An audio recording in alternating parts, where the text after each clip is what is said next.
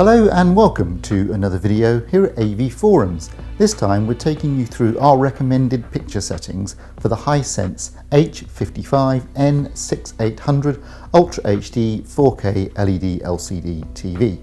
So what we're going to show you are day, night, game and HDR settings, but we should stress that these settings are based upon the TV that we reviewed. We cannot guarantee they'll make your picture better, they might make it worse, but most of these settings are fairly general and should be applicable, and hopefully they will be of benefit. Obviously you can try them out. If you don't like the results, then just reset the settings. So let's start by going into the menu. So you press the settings button on the remote control and you can see your various options. We want picture,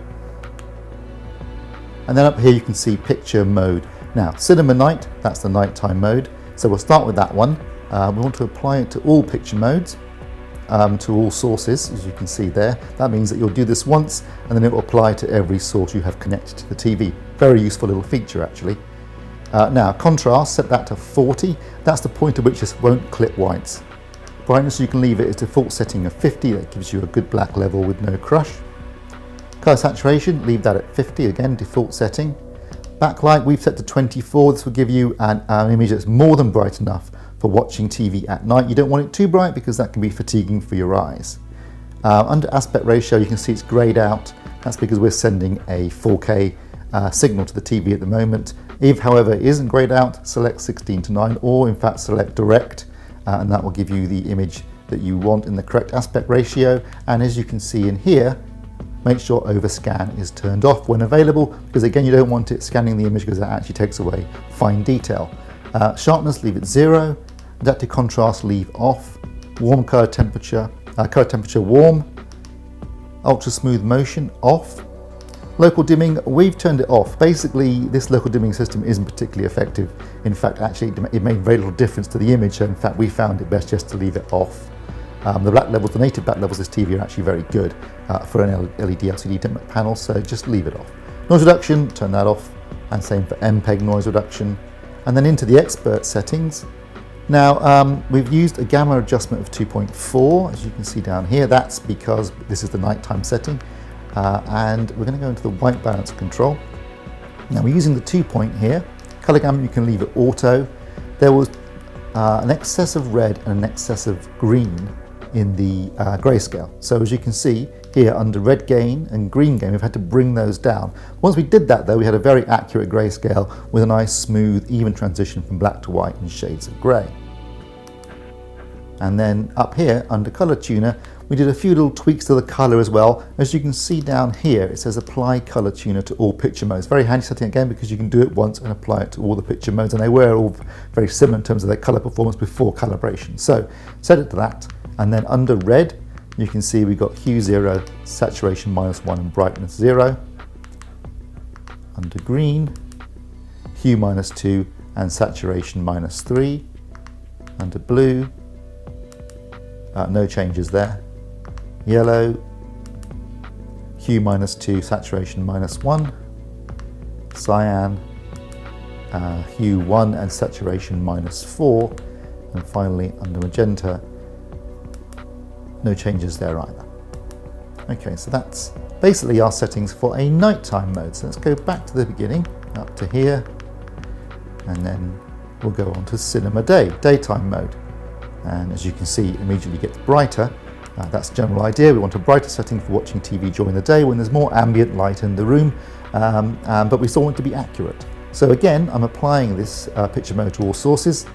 Contrast again at 40 so it doesn't clip. Brightness at 50.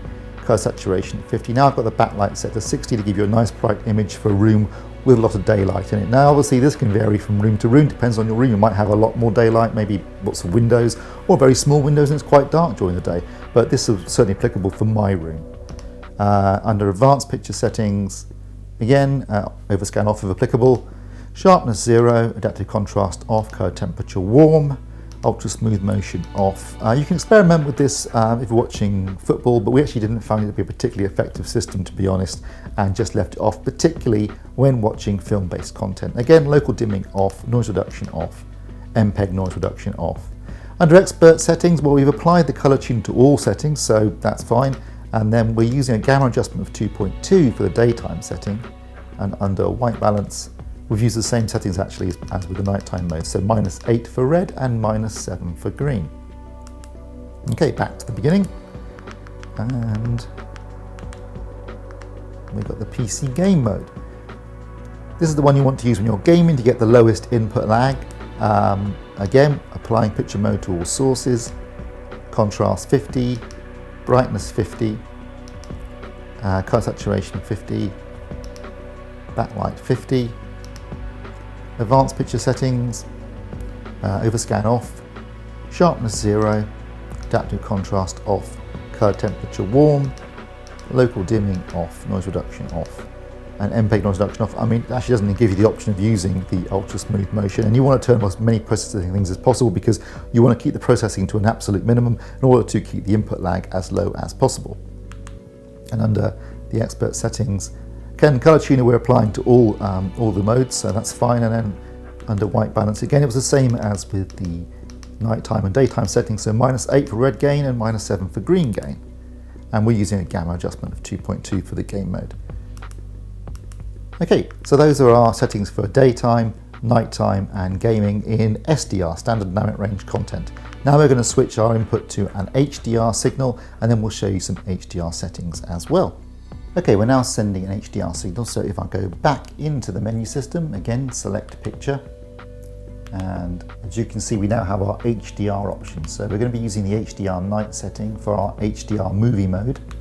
So let's select that, go back, and we're applying it to, you can apply it to all sources if you've got more than one HDR source, or if you've only got the one HDR source then just use the current source that you're using. And then contrast at 50, brightness at 50, color saturation at 50, backlight at 100, and then advanced picture settings, sharpness and overscan off, adaptive contrast off, color temperature warm, ultra smooth motion off, local dimming off, noise reduction off, MPEG noise reduction off. And then in the expert settings, now color tuner, this time we have turned it to the current picture mode, and they're all at 0 because we weren't able to use the color tuner for adjusting for the widest color gamut which is used for HDR. A little bit of idiosyncrasy here. Under white balance you'll see that the settings that you've used for the SDR cinema mode are also applying to the HDR cinema mode, and there's really no way around that without not using it on the SDR content, so you'll have to leave it basically like this for HDR as well. So that's a movie setting, and then if you're gaming in HDR, go over to HDR game. Again, if you've got more than one games console, you might want to use all sources, or you can use the individual source that you happen to be using for gaming. Contrast at 50, brightness at 50, color saturation at 50, backlight at 100. And then over in the advanced picture settings, again, as usual, overscan off, sharpness at 0, adaptive contrast off, color temperature warm, local dimming off. As you can see, ultra smooth motion is an option in game mode. Keep those processing to a minimum and keep the input lag as low as possible. Noise reduction off, MPEG noise reduction off, and then under expert settings, same thing as before with as with the cinema HDR setting. We're going to be we're using the current picture mode, so no color tuner settings going to be used for this setting. And again, white balance is copying across the settings from the SDR settings, so not much we can do about that. And that's basically it. So those are settings for a daytime, a nighttime, and a game mode in standard dynamic range content, SDR, and also a picture mode for gaming, and also one for watching movies when you're looking at HDR content. If you enjoyed this video and found it useful, then please like and subscribe. And don't forget, you can see more news, reviews, articles, podcasts, and videos like this at avforums.com, Europe's largest home entertainment community. Thanks for watching.